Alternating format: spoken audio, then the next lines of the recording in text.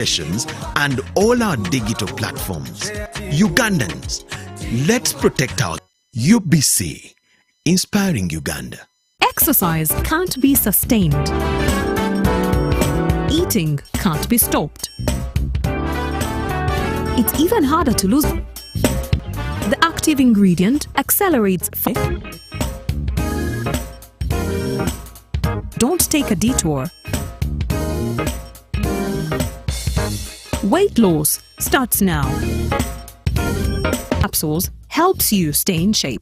Please follow medical advice when taking this product. For more information, Please follow medical advice when taking this product. For more information, visit our website www.hgo.com or call 0800 335555. Live from UBC. Or call 0800 335555. Live from UBC Studios in Kampala.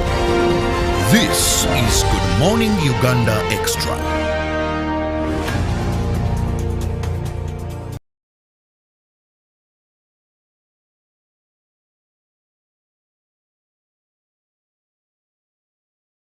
Welcome to the Extra. I'm Robert Chirabo Nyonyintono, and today we are going to be discussing something very interesting and of course concerning everybody. That is the Robert Kasande, who is the Permanent Secretary, Ministry of Justice and Constitutional Affairs, and I'm Robert Chirabo Nyonyintono.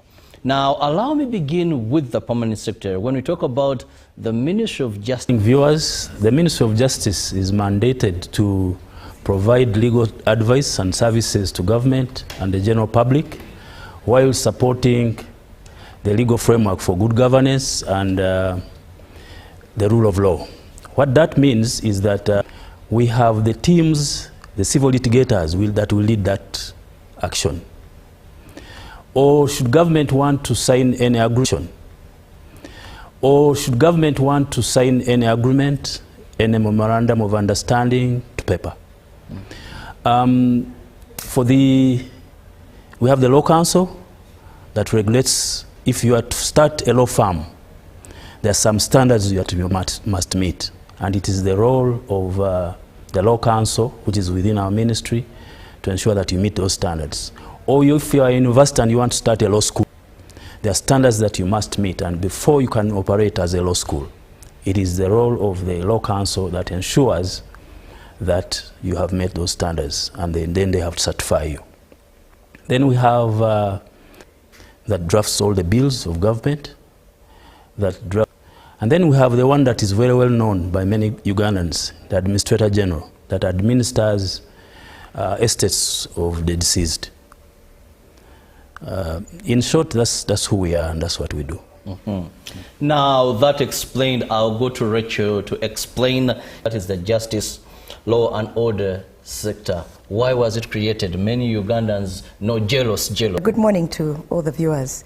So as you've mentioned, JLOS stands for the Law and Order sector, and it was one of the sectors created under the planning framework of government from 2001, although it came into existence in 1999 to address a lot of issues.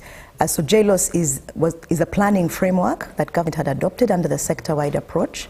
The JLOS structure still exists as a sub-program under the Governance and Security Program, where I am now. But JLOS was established in response to issues that were plaguing the justice system. Many of the institutions that constitute the JLOS were operating in silos. They were not speaking to each other, they were not coordinating their work. So you have police investigating, but they're not coordinating with the prosecution. Prosecution is not talking to court. When the matter is called by court, files are not available, brought the witness. So the idea behind the Justice, Law and Order sector was to bring these institutions together under an umbrella, under a common planning framework, so that they could plan and coordinate their programs. So they would do joint annual planning, joint budgeting, joint strategic planning to address critical issues affecting the justice system. So in short, that's really what the JLOS is, what it was, and still operates in that form under the program-based approach, under the Governance and Security Program, as a coordinating mechanism, as a space for these institutions to work together under what we call the 3 Cs, nation and cooperation. Now, those are going to form so much of the base of our discussion, the JELOS, and of course the Ministry of Justice and Constitutional Affairs. Now that my viewer knows the mandate of these, it takes me back to the Permanent Secretary. In practical terms, what has the Ministry of Justice and Constitutional Affairs done to improve the experience of Uganda? This is justice. Take, for instance, or the father. In the past, they would have to go from Masaka to Mbarara, to get what we call the certificate of no objection that allows them to get administrator rights or the letter of administration. What that means is that somebody will not have to go all those distances to Mbarara. The Director of Public Prosecutions, the Uganda Police Force, the Uganda Prison Service, we have the Human Rights Commission, Judicial Service Commission, the Law Reform Commission. We have agencies like the Law Development Center, the Tax Appeals Tribunal, and the Law Society. So those are the members that constitute the JELOS. We also had the Center for Arbitration and Dispute Resolution, but it has now been reconfigured and absorbed, so it's part of the Ministry of Justice and Constitutional Affairs as one of the departments of the ministry. So those are the institutions. There's also the Uganda Registration Services Bureau, which provides business intellectual property registration. We have the National Identification and Registration Authority, NIRA. And under Ministry of Internal Affairs, we have the Directorate of Citizenship and Immigration Control. So those are the institutions that constitute the JELOS. They work together through committee structures. The PS, how has the JELOS House been a milestone? And of course, what is the work in the expansion pipeline look like? First of all, what is the JELOS House? Those 2 towers, those magnificent towers that you see in Naguru today. We decided to do it in phases because we didn't think we could have the resources that we need in one financial year. So we did those 2 towers to house about 10 institutions for now, but we're also now about to roof the headquarters of Uganda Police, just down the road as you go to Nakawa. And then the final phase will be the High Court tower that will also be in the same compound. It's a milestone. First, those towers and what we're about to complete for the headquarters of police have come in place within less than 4 years. That is unprecedented. Not many institutions of government have been built that quickly and with that quality. But also, most importantly, to have those institutions under one roof. For instance, you take an example of somebody who is a client of the Uganda Human Rights Commission. They've come to follow up their case, but at the same time, they would want to go to the law council maybe and discuss the conduct of their attorney. That law council is now 1 floor down from the Human Rights Commission. Or should they also want to if they have an issue with maybe how the judicial officers have handled the case, the Judicial Service Commission that regulates the judiciary is also in the same building. So we are seeing that this is a model that we will need to replicate in our regional centers going forward. So it's something that we think will help increase or improve access to justice for an ordinary Ugandan. Well, a one-stop center, I must say. Yes. That will be very good, rather than moving from here, then here, there. Sometimes people who are seeking justice are not even very familiar with town. Someone has come from very far, I won't mention any specific place, and he's told you, Uganda Human Rights Commission, they are seated here.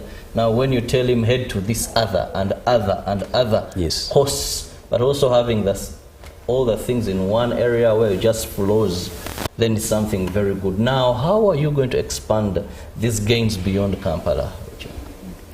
So, of course, the JELOS House provides a home for the headquarters, but it also provides a lot of services for people in Kampala and people who need to come to the headquarters. But the ultimate aim is to have these services be concentrated across the country. We have over the years been taking initiatives to do physical construction of premises for various different institutions across the country, and we've been able to complete about 80% of the country with what we call one-stop centers, the justice centers. These are premises where you have a court, you have a office of the DPP, you have a police station. We've also had several facilities constructed, regional offices for the Ministry of Justice and Constitutional Affairs and the Attorney General's chambers. But we continue to do that. So just this year alone, we expect to open several more offices for the Attorney General's chambers and the Ministry of Justice and Constitutional Affairs. Just last week, we were able to open 2 new offices in Kabale and Masaka. Those are fully operational. We expect more in the near future in Hoima, in Uganda, in Lira. The idea is to have about 12 more offices that will spread the services of the Attorney General and the Ministry of Justice across the country, together with the other institutions. But that's the physical presence. Of course, resources mean we cannot do it as fast as we would want. If the resources were available, we would immediately have an office in every district. That's not possible. We have to do that in a phased manner. So in the interim, we're also looking at other approaches. How can we extend some of these services to these areas without necessarily having already constructed physical presence? So we're looking at the island, we're looking at the islands, we're looking at refugee settlements, we're looking at other hard-to-reach areas before we are able to put a physical premise there. So in that way, we're trying to reach out and make sure that the services are available throughout the country and as